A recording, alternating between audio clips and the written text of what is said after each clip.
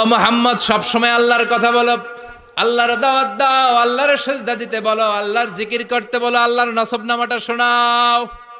আল্লাহর বাবার নাম কি, দাদার নাম কি, পরদাদার নাম কি? বিশ্বনবী রেগে গেলেন। সাইয়েদেনা জিব্রাইল বললেন, ও নবী রাখবেন না, রেগে যাওয়ার দরকার নাই। ওদের প্রশ্নের উত্তর দেওয়ার জন্য ছোট্ট একটা সূরা আরশের উপর থেকে নাজিল করেছে কে?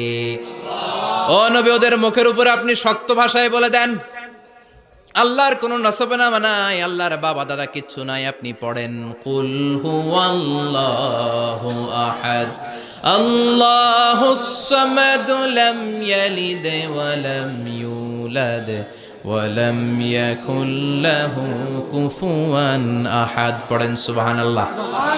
কুল হুয়াল্লাহু আহাদ।